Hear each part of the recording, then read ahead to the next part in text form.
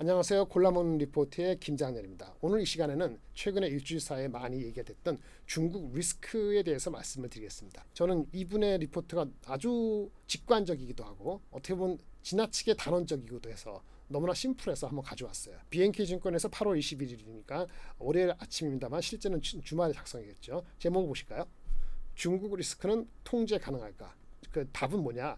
미봉책이지만 미봉책을 할 수가 있기 때문에 그걸로 유효할 것이다. 그러니까 통제가 가능하다는 얘기예요. 근데 이것이 근본적인 구조적인 변화를 아니면 그 방어책이나 솔루션은 아니고 유동성을 재정 지출을 통해서 그렇죠. 돈을 풀어서 하지만 엄청나게 풀지 못할 거기 때문에 미봉책이겠지만 그 미봉책이나마 지금의 리스크라고 여겨지는 그거를 막을 수는 있을 것이다. 이렇게 얘기했어요. 그러니까 지나치게 이제 뭐 극단적인 건 생각을 하지 말고 그럼에도 불구하고 구조적으로 어떤 그 솔루션이 있는 게 아니기 때문에 높아지는 시링은 있다. 이렇게 보시는 게 될 것 같아요. 어떤 미봉책이지만 그래도 유효가 할 것인지 조금 더 들어가 보겠습니다. 기본적으로 중국은 한국하고 달리 미국하고 달리 공산주의죠. 이제는 그 자본 민주주의가 아니란 말이에요.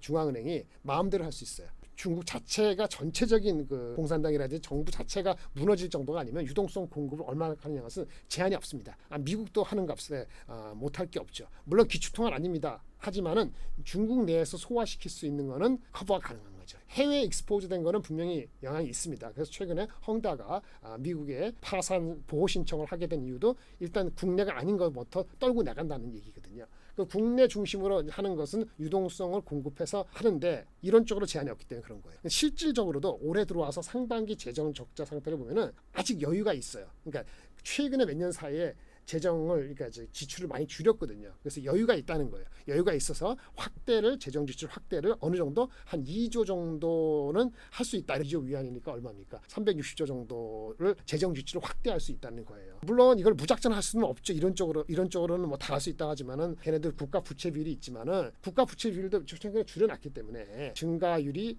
확 놀러가는 게 아니면은 어느 정도 국가 부채 비율이 높아지는 걸 감내하고 갈 거예요. 하지만 동시에 또 밸런스를 이뤄야 되니까 엄청난 규모의 대규모 경기 부양으로 모든 사람이 해피하게끔 할 정도로 재정 지출이나 아니면 금리 인하의 속도가 엄청 빠르지는 않을 거라는 거죠. 두 가지 밸런스 갖춰서 얘기를 한 거예요. 지금 주가가 시장에 그걸 반영하고 있다고 봅니다. 최근에 중국에서의 자금이 증권 내에서는 주식 자금은 빠져나가고 있어요. 해외 쪽으로. 하지만 전반적으로 자금 시장이 CDS 프리미엄 이런 것이 엄청나게 올라간 건 아니기 때문에 중국이 서서히나마 금리 인하를 스텝 바이 스텝으로 해나가고 재정 지출을 좀 늘려고 나가면 이 위기가 전체적으로 확산되지는 않을 거라는 기대 심리가 어느 정도는 한 7, 80% 있다라고 보여지는 거죠. 요거를 이렇게 말씀드리는 게 이분의 의미인데 그래프 몇 개 보여드릴게요.